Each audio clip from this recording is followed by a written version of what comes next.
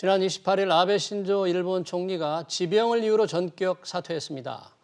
역대 최장수 총리 기록을 뒤로한 채 아베 시대는 허무하게 막을 내렸는데요. 세계의 관심은 포스트 아베입니다. 당장 일본에선 차기 총리를 결정하는 선거 방식을 둘러싼 논란이 시작됐습니다. 네, 일본의 차기 총리에 우리가 주목하는 이유, 바로 최악의 경제 상황 때문이겠죠. 또 우리와의 관계 변화 가능성도 주목이 되는데요. 시청자 여러분의 의견이나 궁금증들 문자 샵 3698, 또 유튜브를 통해서도 계속해서 참여해 주시기 바랍니다. 오늘 두 분의 전문가와 함께하겠습니다. 호사카 유지 세종대 교수, 신세돈 숙명여대 교수 두 분 자리하셨습니다. 어서 오십시오. 네, 안녕하십니까. 오사카 교수님, 예. 제가 지금 그 아베 총리의 사임 이유를 지병이라고 그랬는데 네네. 궤양성 대장염이 그동안 계속 알아왔잖아요. 그렇습니다. 과연 지병 때문에 총리를 그만둬야 하는 건지 아니면 진짜 다른 이유가 있는 건지 어떻게 다른 보십니까? 이유가 사실 있는 게 사실입니다. 궤양성 대장염이라는 것은 16살 때부터 아베 신조 일본 총리는 알아왔고요. 예. 현재까지 사실상 극복해 왔던 것입니다. 네, 이 병의 경우는 스트레스가 가장 큰 적입니다. 그래서 요새 스트레스 지수가 굉장히 올라갔다라는 것 사실이고요. 그래서 그 스트레스 문제 중에서 앞으로 그 대장염을 더 악화하게 만드는 내용이 있어가지고 사임했다. 그렇게 보시면 될 것입니다. 예, 말씀하신 직접적인 사유는 만성 대장염인데 뭐 사학비리라든지 또 방역 바로, 실패라든지 이런 바로 여러 가지 그런 이유들 것입니다. 때문에 그 뭐 여러 가지 이야기가 나와 있는 것은 그 내년도 도쿄 올림픽을 못할 수도 있고 또 트럼프 대통령이 이제 재선에 실패하면 아베 총리에게도 상당한 그 뭐라 할까 타격이 있다 이런 이야기도 있고요.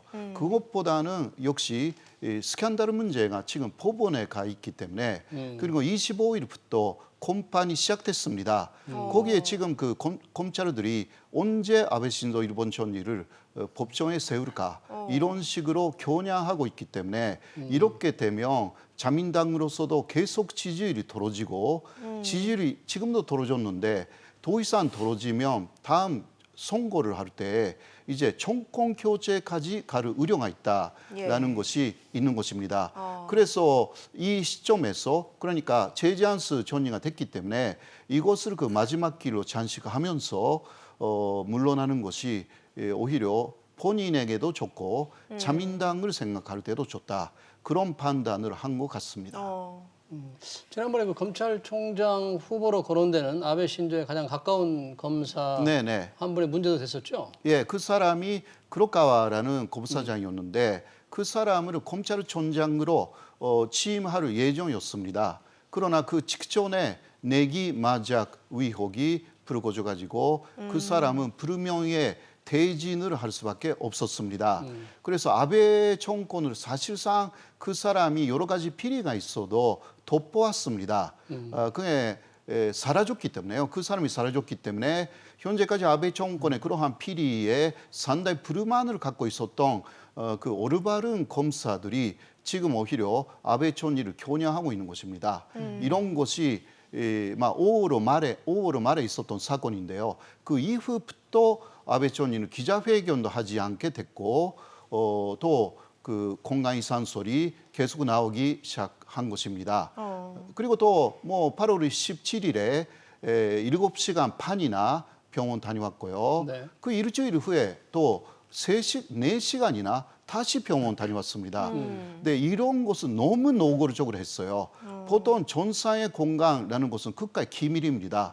그러나 너무 그렇게 노출시킨 것입니다. 그것은 그만둔다라는 것을 하나의 존재로 갈아놓고 이제 돈점표를 얻기 위한 그러니까 그 너무 갑자기 안 좋은 것으로 안 좋은 어떤 피리로 그만두는 것이 아니다라는 것을 만들어야 하거든요. 네, 그러한 행보를 오히려 한 달 이상 해왔다고 볼 수밖에 없습니다. 네, 지금 뭐 일본 사회의 반응, 분위기도 궁금합니다. 아베 총리가 네. 일단 8년 가까이 집권한 역대 최장수 총리잖아요. 그렇습니다. 그런 면에서 뭐 일본 사회의 뭐 충격도 적지 않을 것 같은데요. 예, 그래서 역시 보수 쪽의 언론은 굉장히 뭐라 할까 역사적인 업적을 세운 촌이다 이런 식으로 치켜 세웠고요. 산케신문이라든가 그런 쪽은 그렇고 그러나 뭐 아사히라든가 마인치라든가 좀 진보계 언론 쪽에서는 그냥 아주 제장으로 임기는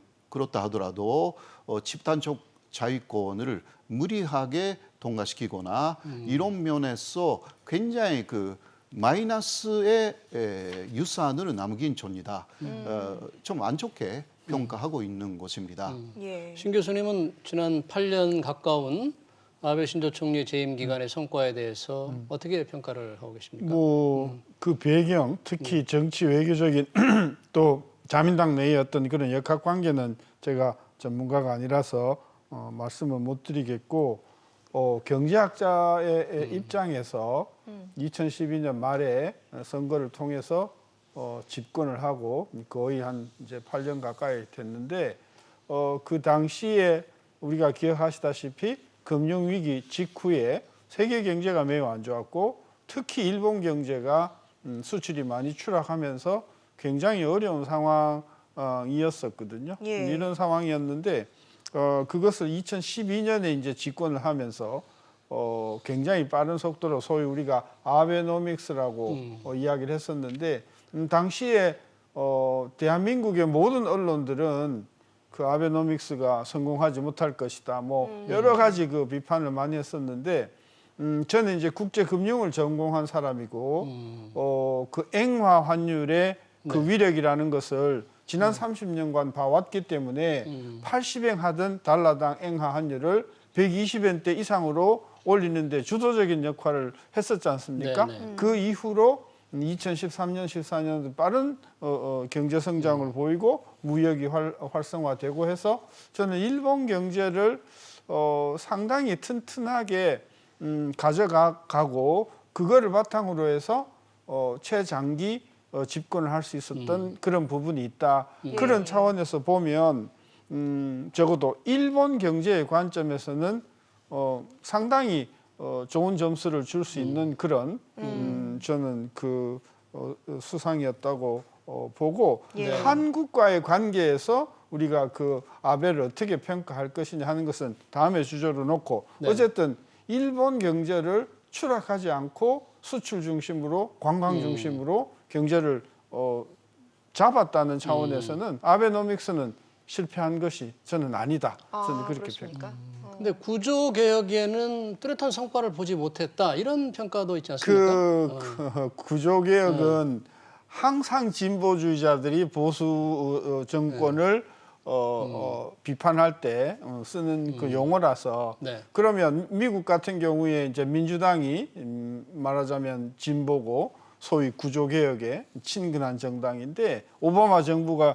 집권하는 8년 동안 그랬나요? 또 우리나라도 지금 이제 문재인 정부가 진보 정부가 들어와서 그렇게 이야기하는 구조개혁을 해냈나요? 저는 그래서 일본에 대해서 구조개혁을 하지 못했다라고 하는 비판은 첫째 상당히 정치적인 비판이고 둘째 구조개혁이 그게 쉬운 게 아니다. 그게 말처럼 쉬운 게 아니다. 그런 관점에서 구조개혁에 성공하지 못했다 하는 평가에 대해서는 저는 정치적으로 해석을 한 거다고 보는 거죠. 예.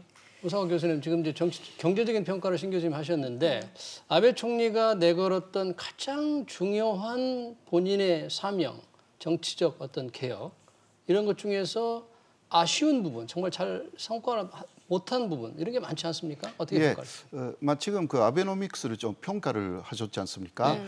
네, 그런데 그 아베노믹스가 일단 목표로 한 것은 2% 성장이었습니다. 네, 그러나 그것은 0.7%로 사실상 절반도 못했고요. 그리고 또 그 소비가 늘어나지 않았습니다. 그거는 그 개인적인 소비에 연결되지 못했다라는 것입니다.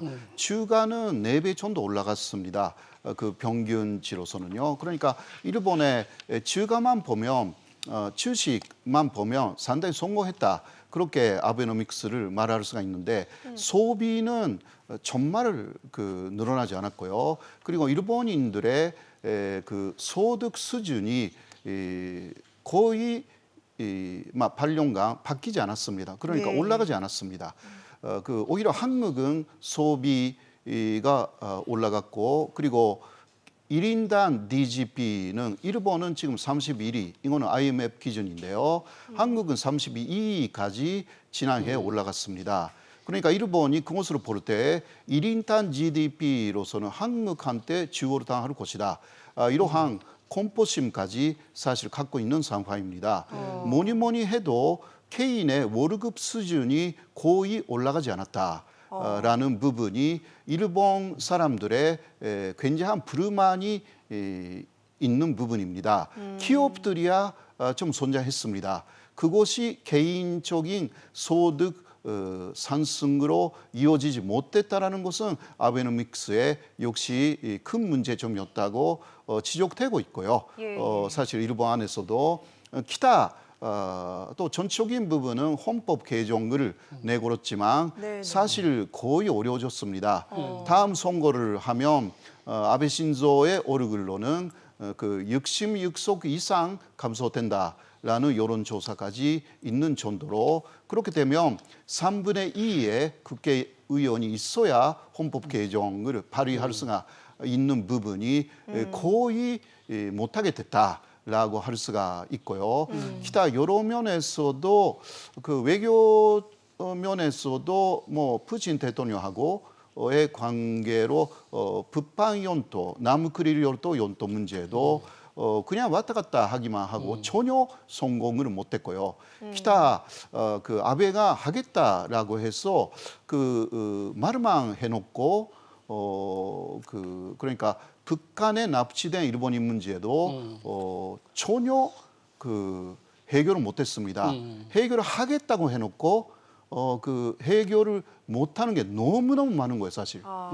예. 그러니까 일본 국민들이 이 7년 8개월은 이게 뭐였냐라는 뉴스가 요새 그러니까 아베 정권을 총괄한다라고 해서 그 뉴스가 나오기 시작하는데 조금 이선적으로 들어가면 상당히 이게 도대체 뭐였냐 그냥 그 전체적으로 그 생명을 기르게 한 거. 그러니까 역사적 제장수촌이라는 기록만 세웠다. 이러한 이야기도 있을 정도인 것입니다. 사실. 지금 혹평이 좀 대다수를 이루는 분위기인가 보군요. 대다수라기보다 예. 그러니까 보수 언론은 그래도 좋게 이야기를 하고 예. 그러나 진보, 진도 그쪽은 상당히 비판적입니다. 네. 외교적으로 많은 걸 못했지만 미일 동맹을 강화한 것은 우리가 조금 이렇게 좀 봐야 될 상황 아닌가요? 그 뭐 미일 동맹은 원래부터 변함없이 있었던 거고요. 네. 또 아베가 보기에 조금 이제 과거 전 정부하고 다르다고 하면 상당히 그 미국의 약점이라고 할까? 미국의 현안을 정확하게 파악하고 오바마 대통령서부터 그때 아베노믹스를 추진할 때 오바마의 협력이 없었으면은 못하는 부분이 많았었거든요. 엔화 환율의 하락을 등등. 용인받으려면. 그다음에 그렇죠. 네. 그리고 저금리 정책이라든지 또 양적 완화라고 하는 말이 처음 일본서 나왔거든요.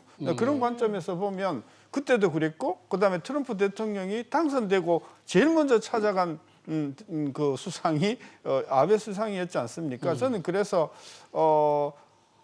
일한 동맹의 일미 동맹에 대한 관계는 저는 굉장히 큰 기여를 했다. 적어도 트럼프하고 관계는 굉장히 좋았다 그런 이야기인데 이제 일본의 경제적인 성과에 대해서 네. 이제 한 말씀을 더 드리면 일본의 어떤 그런 그 1인당 GDP의 순위를 이야기할 때는 항상 달러로 해요. 네. 근데 일본은 거의 모든 통계를 앵화로 표시를 하거든요. 네. 근데 앵화 환율이 80엔이면 80엔이라고 하면 그러니까 아베 수상이 취임 직전의 환율로 환산하면 지금 아마 일본 1인당 GDP는 거의 한 5만 불 가까이 될걸요. 네. 근데 지금 이게 120엔 때까지 올라오다가 지금 떨어져서 105엔, 106엔으로 네. 그래서 일본의 GDP가 한국하고 달러로 비슷하다고 해서 한국하고 일본이 거의 맞먹는다 이렇게 생각하는 것은 현실을 저는 매우 잘못 보는 것이다. 첫째, 미국을 제외한 세계 최대 금융 자산을 보유한 나라가 중국이 아니고 일본이에요. 네. 일본이 굉장히 많은 돈을 가지고 있고요. 제 추산에 따르면 한 2조 달러가 넘는 건데, 그래서 중앙은행이 가지고 있는 1조 달러 플러스 민간 기업이나 민간 부분이 갖고 있는 네. 대외 자산이 굉장히 크다. 따라서 일본은 금융 강국이라서 장사를 몇 년 못 한다고 하더라도 일본 사람들이 그렇게 경제가, 우리가 그동안 뭐 잃어버린 10년이라고 하더니 잃어버린 20년이라고 하더니 지금 잃어버린 30년이 돼 가는데, 그러면 일본은 태평양 밑으로 가라앉아야 되지 않습니까? 네. 저는 그래서 일본을 너무 그렇게 저는 폄하하는 것도 바람직하지 않고 있는 네. 그대로 보면, 첫째, 일본은 1인당 금융자산 보유 금액이 10만 불 정도 됩니다. 우리가 한 3만 불 정도 되거든요. 네. 1인당으로. 1인당 자산. 따라서 일본은 부자 나라고 성장이 조금 어렵고 소비가 조금 둔화되는 것도 돈이 없어서 소비를 하지 않는 게 아니라 미래에 대해서 불확실하기 때문에 안 하는 것이다. 그래서 성장률이 낮은 것인데, 저는 일본 경제를 그렇게 우리가 꼭 내일 모레 네. 뭐 땅으로 꺼질 것 같이 보는 것은 저는 그보다 더 중요한 것은 코앞에 있는 한국하고 일본이 네. 서로 협력을 해서 윈윈이 할 수 있는 그런 경제 분야가 너무 많은데, 특히 이제 아베 정부하고 문재인 정부 간의 어떤 그런, 뭐 그 전에 박근혜 정부 때도 조금 네. 알력이 있긴 있었지만, 한국과 일본 사이의 관계가 점점 이렇게 극과 극으로 가는 것이 저는 경제적으로 앞으로 매우 걱정이 되는 부분이라서 예, 예. 이 부분에 조금 어떤 그런 바람직한 개선이 이번 계기로 나타났으면 하는 바람을 갖고 있어요. 만약에 이제 새로운 뭐 총리가 이제 나오게 되잖아요. 곧 예, 다음 예. 주에. 그러면 한일 관계 좀 달라질까요? 오사카 교수님 어떻게 보세요? 지금 그 세 명의 후보가 있습니다. 예. 네. 이시바 시게르 총 간사장하고요. 그리고 그 스가 관반 장관, 현재 관반 장관, 예. 그리고 키시다 후미오 전조 회장이라고 그렇게 점쳐져 있고요. 현재 가장 유력한 사람은 스가 관반 장관이라고 이 3일간에 네. 이 사람에게 많은 사람들이 투표할 것이다. 이러한 뉴스가 많이 나오고 있습니다. 왜 그렇습니까? 그 여러 가지 이유가 있는데요. 쉽게 말하면 거기 이시바 시게르는 판 네. 아베였습니다. 그런데 선거를 할 때는 지금은 그 국회의원들의 선거가 중심이 됩니다. 네. 존재를 뽑는 거. 그리고 먼저 자민당 탄스 존재를 뽑는데 자민당 안에 그 국회의원들이 중심으로 뽑죠. 그때 이시바 시게르는 상당히 그 약소 바벌입니다. 네. 예, 예. 당내 세력이 너무 약하군요. 세력이 네. 약하고요. 키시다 후미오가 가장 세력이 많았지만 그 세력이 많았던 키시다 후미오 쪽에서 아수오파라든가 그런 데서 스가를 응원하겠다. 이러한 움직임이 지금 뚜렷하게 나타나고 있어가지고 예, 예. 지금 그 국회의원 숫자를 가장 많이 가져간 사람이 스가 간반 장관이다. 이렇게 볼 수가 있습니다. 네. 2, 3일 안에 이게 거의 확정될 것 같대요. 지금 흐름으로서는. 국회의원 위주로 투표를 한다 이거죠. 네네. 당원들과 함께하면 네.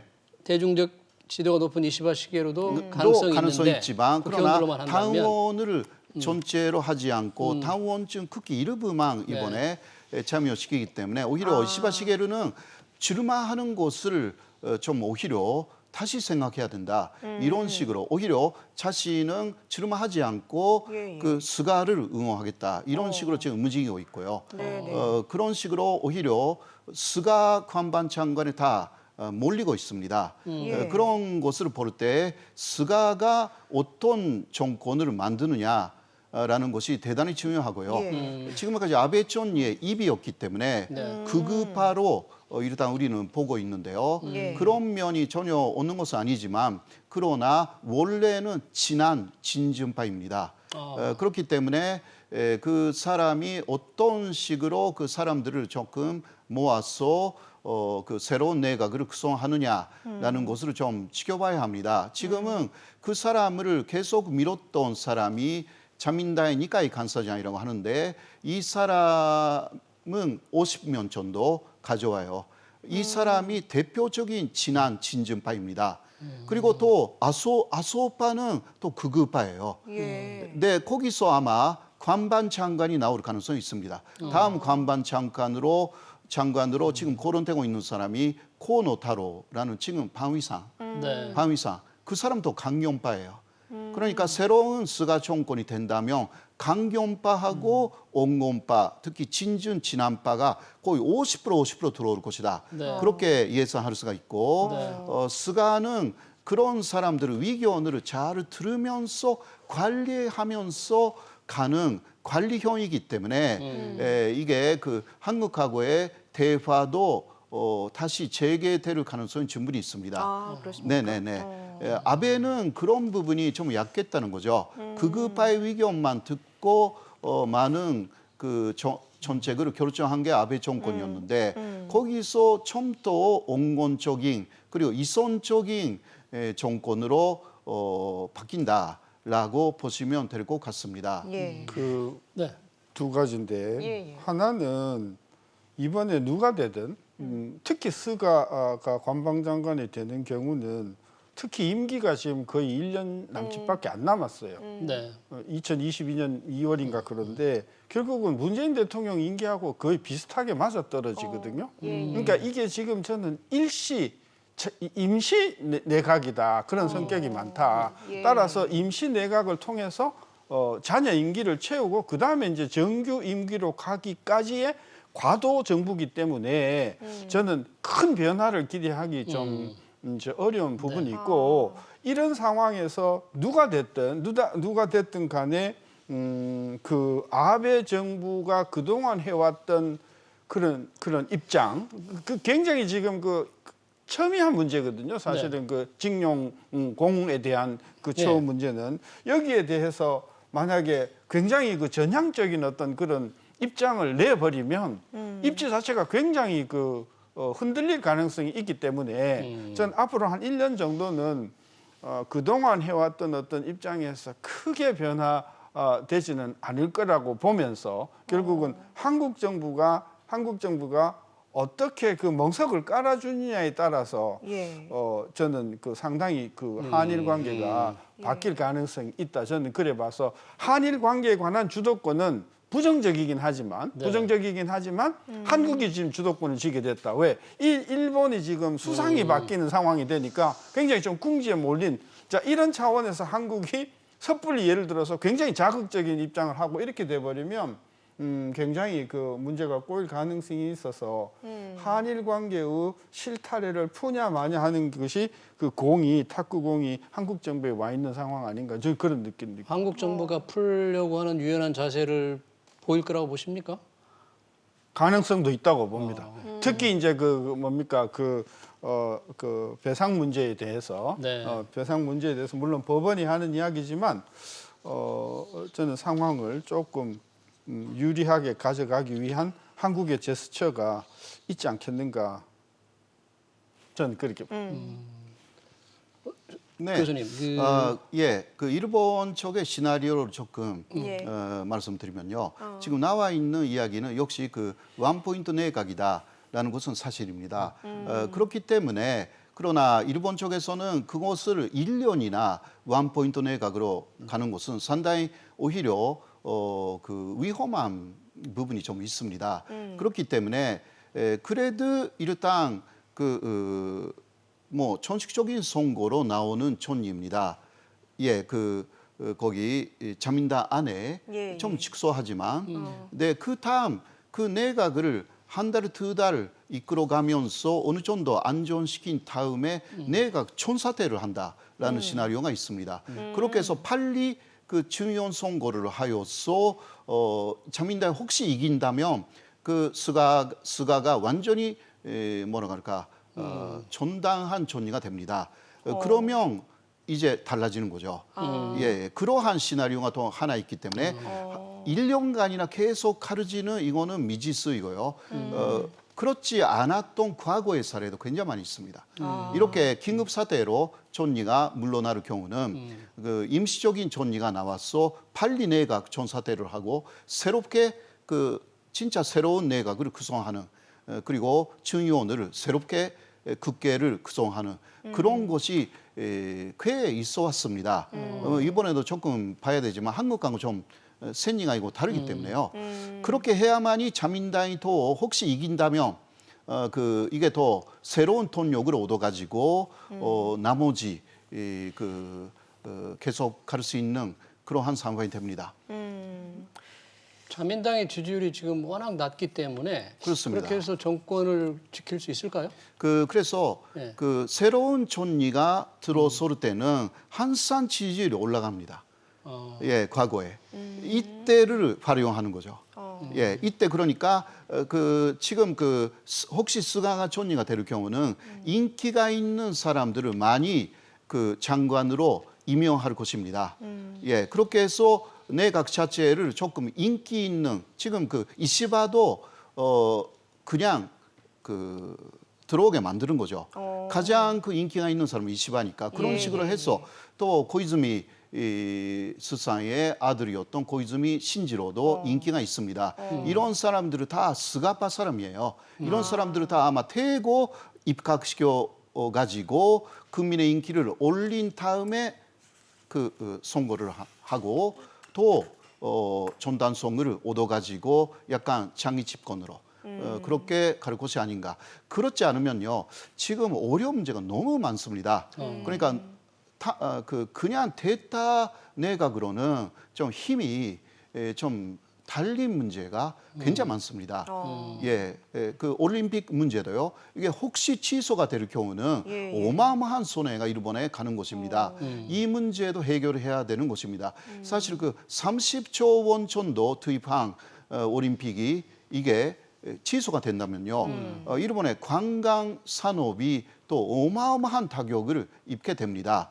왜냐하면 올림픽의 패키지 상품을 굉장히 많이 팔았고 지금 코로나 때문에 관광 산업이 엄청난 타격을 입고 있고 그러니까 고드 트래벨라는 캠페인을 시작했는데 이것도 잘 안 되고 있습니다. 근데 관광 산업이 계속 도사하게 되면 올림픽 티켓을 팔았던 그리고 패키지 상품을 팔았던 이거 회수하지 못하게 되는 거죠.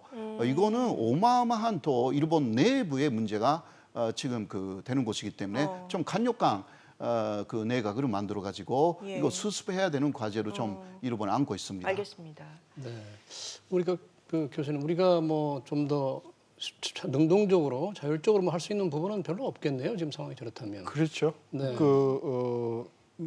이제 아까 그 부분도 새로운 어떤 그런 이제 임시 어떤 그런 체제에서 곧 금년 예를 들면 안으로 새로운 총선을 통해 가지고 내각을 구성하는 문제도 저는 쉽지 않다고 보는 게 지금 코로나 문제가 해결도 안 됐는데 코로나 문제를 어느 정도 마무리할 때까지는 저는 현 체제가 그대로 갈 것 같고요. 이 통계를 보니까 일본이 지금 무역이 굉장히 안 좋네요. 네. 금년 들어와서 마이너스 15.4%고 성장률도 많이 안 좋고 그래서 일본 경제를 살리기 위한 어떤 그런 쪽으로 새 내각이 만약에 중심을 잡는다고 하면 한국의 어떤 도움이나 한국의 역할이 굉장히 필요하므로 그런 관점에서 한일 관계가 상당히 좋아질 가능성이 있는데 그런 차원에서 이 문재인 정부가 자꾸 이념적인 문제를 가지고 끄집어 오버리면 뭐 여태껏 작년 이후로 소강 상태일 한일 관계가 계속 갈 것이다. 저는 그래서